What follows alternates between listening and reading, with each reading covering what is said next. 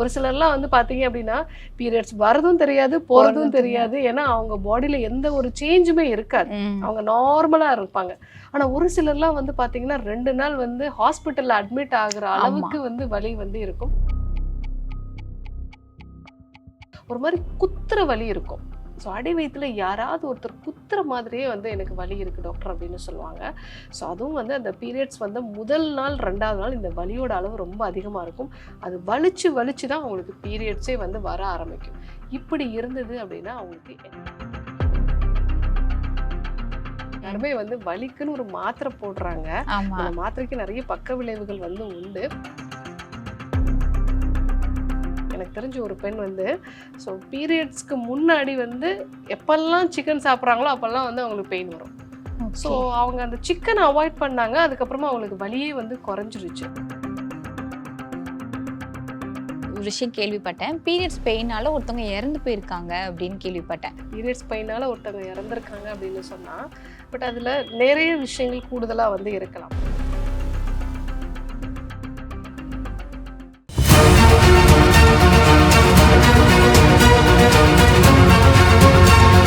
Doctor Srivarma's அழகும் ஆரோக்கியமும். வணக்கம். பெண்களுக்கு மாதவிடாய் காலத்தில் ஏற்படுற வலி எதனால் வருது, அந்த வலியை எப்படி சரி செய்யலாம் அப்படின்றத பற்றி சொல்கிறதுக்காக இன்னைக்கு நம்ம கூட ஸ்ரீவர்மா மருத்துவமனை மகளிர் சிறப்பு மருத்துவர் டாக்டர் ஜெயரூபா மேம் இணைந்திருக்காங்க. அவங்கள வெல்கம் பண்ணிடலாம். வணக்கம் மேம். வணக்கம். நல்லா இருக்கேன்ப்பா, நீங்க எப்படி இருக்கீங்க? நல்லா இருக்கேன் மேம். மேம், இப்போ இருக்கிற என்ன மாதிரி பெண்கள் எல்லாருக்குமே வந்து பெரிய ப்ராப்ளமாக பார்க்குறது வந்து பீரியட்ஸ் பெயின் தான். நான் ரீசெண்டாக ஒரு விஷயம் கேள்விப்பட்டேன், பீரியட்ஸ் பெயினால ஒருத்தவங்க இறந்து போயிருக்காங்க அப்படின்னு கேள்விப்பட்டேன்.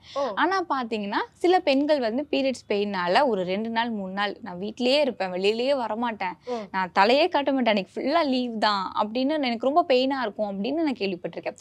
சில பெண்கள் எனக்கு வர்றதும் தெரியாது போகிறதும் தெரியாது, எனக்கு அது ஒரு விஷயமாவே இல்லைங்கிற மாதிரி இருக்கும். இது எதனால மேம்? ஒவ்வொரு பாடி டைப்புக்கு ஏற்ற மாதிரி பெயின் வந்து மாறுமா? ஆமாம், கண்டிப்பாக மாறும்.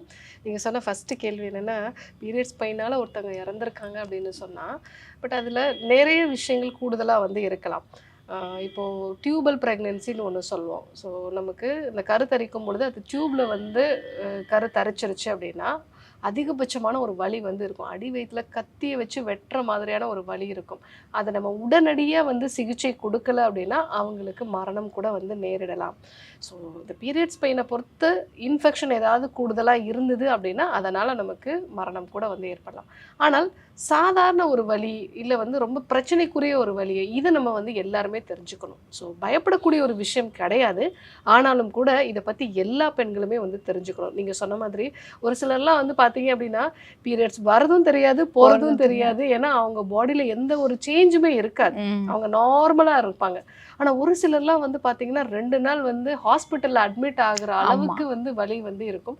இதுக்கு என்ன ரீசன் அப்படின்னா, முதல்ல ஏன் பீரியட்ஸ் அப்போ பெயின் வருது அப்படின்னா, அந்த பீரியட்ஸ் அப்போ நம்ம கர்ப்பப்பை வந்து நல்லா சுருங்கி விரியும். அந்த சுருங்கி விரிஞ்சாதான் அங்கே உள்ளே இருக்கக்கூடிய அந்த கர்ப்பப்பைக்கு உள்ளே இருக்கக்கூடிய எண்டோமெட்ரியல் டிஷ்யூ எல்லாமே உதிர்ந்து வெளியே வரணும். ஸோ அப்போது நல்லா சுருங்கி விரிஞ்சாதான் அது வந்து உதிர்ந்து வெளியே வரும். நீங்கள் எழுந்து நின்னாலே வந்து அந்த கர்ப்பப்பைக்குள்ளே இருக்கிறதெல்லாம் வராது, அது நல்லா சுருங்கினா தான் வரும். அதுக்காக தான் வந்து உங்களுக்கு வலி வருது. 2வது, அந்த மாதிரி சுருங்கி விரிகிறதுக்கு ப்ராஸ்டோக்ளாண்ட்லின் அப்படிங்கிற ஒரு கெமிக்கல், அதாவது ஒரு ஹார்மோன்ஸ் வந்து நம்ம உடம்புல சுரக்கும். அது சுரக்கும் பொழுது அது வந்து வலியை கொடுக்கக்கூடிய ஒரு ஹார்மோன். ஸோ அதனால தான் நமக்கு வலிங்கிறது இருக்குது. ஆனால் இது ஒரு சிலருக்கு மட்டும் அதிகமாக இருக்கும். ஸோ வாத சம்பந்தமான ஒரு உடம்பாக இருக்காங்க, அவங்களுக்கு மலச்சிக்கல் சம்பந்தமான பிரச்சனைகள் இருக்குது, அதே மாதிரி வந்து அதிகமாக எண்ணெயில் பொரிச்ச உணவுகள், சில சமயங்களில் வந்து நிறைய கிழங்கு வகைகள்லாம் சாப்பிடுவாங்க, அவங்களுக்கெல்லாம் உடல் வாத உடம்பாக இருக்கும், அவங்களுக்கெல்லாம் வந்து இந்த வலி வந்து அதிகமாக வரலாம். எப்பப்பெல்லாம் இந்த வலியை பற்றி நம்ம கண்டிப்பாக டாக்டரை போய் பார்க்கணும் அப்படின்னா, நான் சொல்லக்கூடிய இந்த 6 வகையான பெயின் இருந்துச்சு அப்படின்னா நீங்கள் கண்டிப்பாக டாக்டரை போய் பார்க்கணும். முதல் விஷயம், ஒரு மாதிரி குத்துற வலி இருக்கும். ஸோ அடி வயிற்றில் யாராவது ஒருத்தர் குத்துற மாதிரியே வந்து எனக்கு வலி இருக்குது டாக்டர் அப்படின்னு சொல்லுவாங்க. ஸோ அதுவும் வந்து அந்த பீரியட்ஸ் வந்து முதல் நாள் 2வது நாள் இந்த வலியோட அளவு ரொம்ப அதிகமாக இருக்கும். அது வலிச்சு வலிச்சு தான் அவங்களுக்கு பீரியட்ஸே வந்து வர ஆரம்பிக்கும்.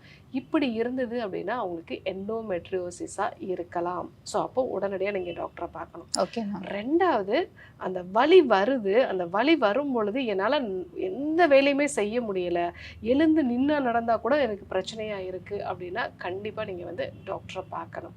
மூணாவது, அந்த வலியோட கட்டி கட்டியாக உங்களுக்கு பீரியட்ஸ் போகுது. ஸோ அது வந்து நிறைய பெரிய பெரிய சைஸில் கட்டி கட்டியாக போகுது அப்படின்னா அது வந்து ஃபைப்ராய்டோ இல்லை வந்து கர்ப்பப்பைக்குள்ளே வேறு சில பிரச்சனைகள், முக்கியமாக கட்டிகள் இருக்கிறதுக்கு நிறைய வாய்ப்புகள் இருக்குது. அப்பவும் நீங்கள் மருத்துவரை பார்க்கணும். ஸோ அதே மாதிரி அந்த வலி வருது, அந்த வலியோட எனக்கு இடுப்புலேருந்து கால் வரைக்கும் நல்லா இழுத்து பிடிச்ச மாதிரி வலி இருக்குது, ஒரு பிரசவ வலி மாதிரி இருக்குன்னு சொல்லுவாங்க. அப்படி இருந்தது அப்படின்னாலும் நீங்கள் டாக்டரை பார்க்கணும். ஸோ அடுத்ததாக, எனக்கு முன்னாடியெல்லாம் வலி இல்லை டாக்டர், இப்போ தான் புதுசாக வந்து எனக்கு இந்த வலி வந்திருக்கு, ஸோ இந்த வலி எப்படி வந்துச்சுன்னு தெரில, எனக்கு இதுக்கு முன்னாடிலாம் வந்து வலியே இருக்காது அப்படின்னா நீங்கள் கண்டிப்பாக மருத்துவரை போய் பார்க்கணும். கடைசியாக, இந்த வலி வந்து உங்களோட அதாவது யூரின் போகிற பகுதி வரைக்கும் நல்லா இழுத்து பிடிச்ச மாதிரி ஒரு வலி இருக்குது, அது கூட யூரின் வந்து சொட்டு சொட்டாக வந்து போகுது, அடி வயிறும் கனமாக இருக்குது, எனக்கு அந்த இடத்த தொட்டு பார்த்தாலே நல்லா சூடாக இருக்கிற மாதிரி இருக்குது அப்படின்னா கண்டிப்பாக நீங்கள் உடனடியாக ஒரு மருத்துவரை வந்து பார்க்கணும். அது ஏதாவது உள்ள இன்ஃப்ளமேஷன் இருக்கலாம், இல்லை வந்து கிட்னி ஸ்டோனோட ஒரு அறிகுறியாக கூட வந்து இருக்கலாம். ஸோ இந்த 6 வகையான வலிகள் வந்து இருக்குது அப்படின்னா கண்டிப்பாக நீங்கள் மருத்துவரை சந்தித்து ஆலோசனை எடுத்துக்கணும். அது மட்டும் இல்லாமல் நம்ம சாப்பிட்ற சாப்பாடும் வந்து நம்மளுக்கு வர பீரியட்ஸ் பெயினுக்கு ஒரு காரணமாக. ஆமாம், ஏன்னா நிறைய நீங்கள் உங்களை மாதிரியான பெண்கள் வந்து இந்த ஒரு விஷயத்தை தெரிஞ்சுக்கணும். எல்லாருமே வந்து வலிக்குன்னு ஒரு மாத்திரை போடுறாங்க, அந்த மாத்திரைக்கு நிறைய பக்க விளைவுகள் வந்து உண்டு.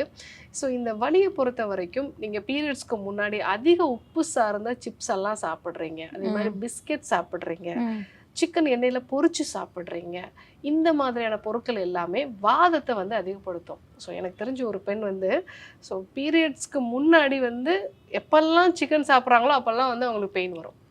ஸோ அவங்க அந்த சிக்கனை அவாய்ட் பண்ணாங்க, அதுக்கப்புறமா அவங்களுக்கு வலியே வந்து குறைஞ்சிருச்சு. ஸோ அந்த மாதிரி நம்ம சாப்பிடக்கூடிய உணவு முக்கியமாக இதுக்கு காரணமாக இருக்குது. இந்த வகையான உணவுகள்லாம் தவிர்த்துடணும். இன்னும் சில பேர் நிறைய காஃபி வந்து குடிப்பாங்க, அதே மாதிரி நிறைய பால் சம்பந்தமான பொருட்கள் எடுத்துப்பாங்க, இதெல்லாம் கொஞ்சம் அவாய்ட் பண்ணணும்.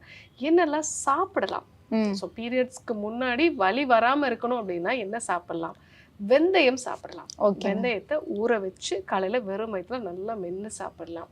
ஸோ இல்லை வெந்தயம் வந்து எனக்கு குளிர்ச்சியை கொடுக்குது அப்படின்னு சொல்கிறவங்க சோம்பு வந்து எடுத்துக்கலாம். சோம்பு வந்து 1 டீஸ்பூன் அளவுக்கு போட்டு டீ மாதிரி வந்து எடுத்துக்கலாம். இல்லைனா வந்து ஏலக்காய் சேர்ந்த டீ மாதிரி எடுத்துக்கலாம். பால் கலக்காமல் ஏலக்காய் சேர்ந்த டீ மாதிரி வந்து எடுத்துக்கலாம். அதே மாதிரி நீங்கள் சாப்பிட்ற உணவில் கொஞ்சம் உப்பை வந்து கம்மியாக சேர்த்துக்கோங்க. ஸோ அது வந்து என்னென்னா இந்த கண்ட்ராக்ஷன்ஸ் எல்லாம் உங்களுக்கு வந்து அதிகப்படுத்தும். ஸோ அதெல்லாம் நீங்கள் அவாய்ட் பண்ணிவிட்டு நல்ல நீர் காய்கறிகள் சாப்பிடலாம். வெள்ளரிக்காய் சாப்பிடலாம், சுரைக்காய் வந்து சாப்பிடலாம், நீர் பூசணி வந்து நீங்கள் சாப்பிடலாம், பீர்க்கங்காய் சாப்பிடலாம். இது மாதிரியான காய்கறிகள் எல்லாமே நீங்கள் வந்து சாப்பிடலாம். அதே மாதிரி நட்ஸ் வகைகளும் எடுத்துக்கலாம். அதில் முக்கியமாக ஆளி விதை வந்து எடுத்துக்கலாம். ஃப்ளாக்ஸ் சீட்ஸ் வந்து ஒமேகா 3 ஃபேட்டி ஆசிட்ஸ் இருக்கிறதுனால இந்த பீரியட்ஸ் அப்போ வரக்கூடிய வலிகளை வந்து குறைக்கும். ஸோ நீங்கள் இந்த ஒரு வாரத்துக்கு முன்னாடி இந்த ஃபுட்டெல்லாம் சாப்பிட்டீங்க அப்படின்னா உங்களுக்கு பீரியட்ஸ் பெயினை மேனேஜ் பண்ணுற அளவுக்கு நீங்கள் வந்துடுவீங்க.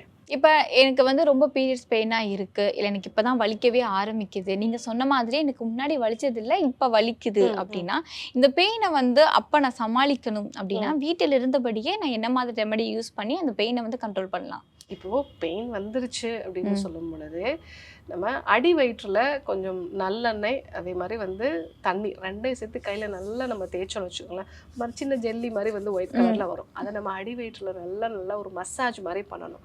ஸோ இல்லை அப்படின்னா மகாராஜா தைலம் வச்சுட்டு அடி வயிறு இடுப்பு பகுதியிலலாம் ஒரு மசாஜ் மாதிரி பண்ணிவிட்டு நல்ல ஒரு டர்க்கி டவலை வந்து ஹாட் வாட்டரில் நனைச்சி அதை வந்து பிழிஞ்சிட்டு இடுப்பை சுற்றி வந்து ஒரு 1/2 hour கட்டி வச்சுக்கோங்க.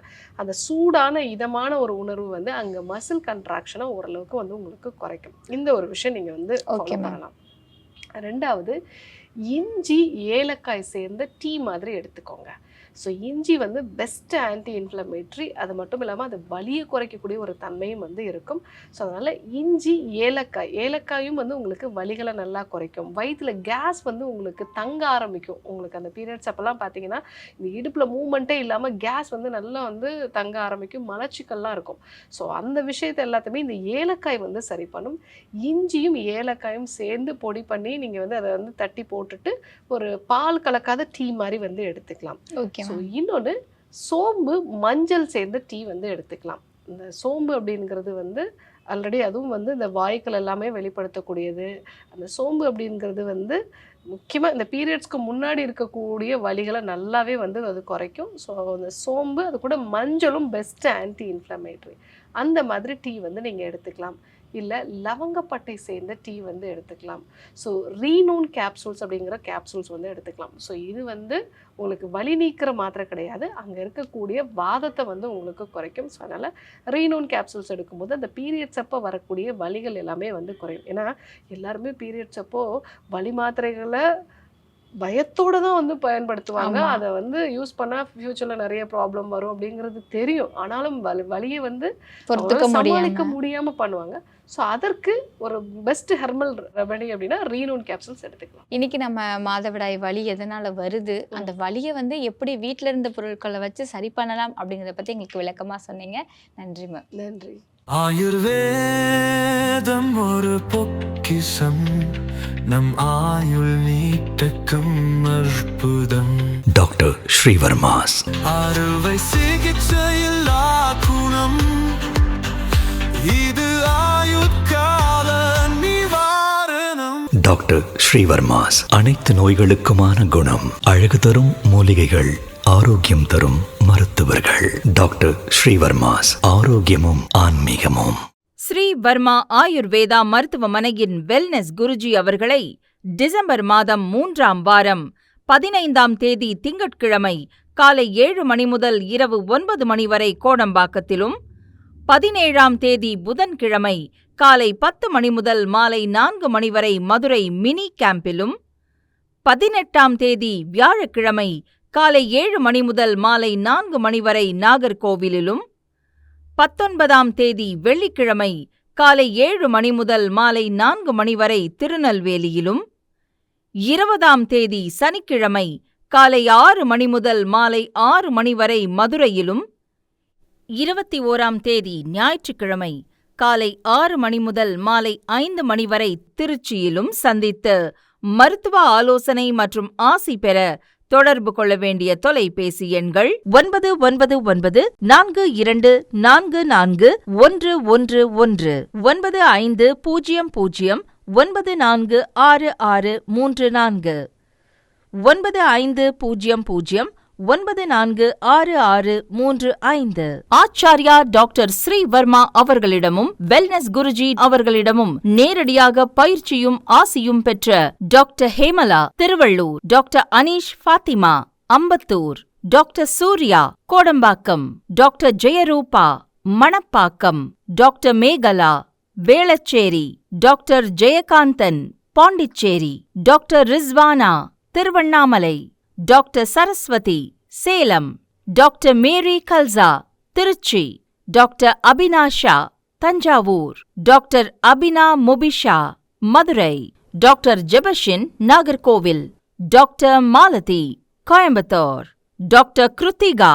Hosur, doctor Guna Apsara Bangalore, doctor Navneeth Hyderabad, doctor Siddhanath Mumbai. பட்டப்படிப்பு மற்றும் பட்ட மேற்படிப்பு முடித்த மருத்துவர்களை சந்தித்து சிகிச்சை பெறலாம்.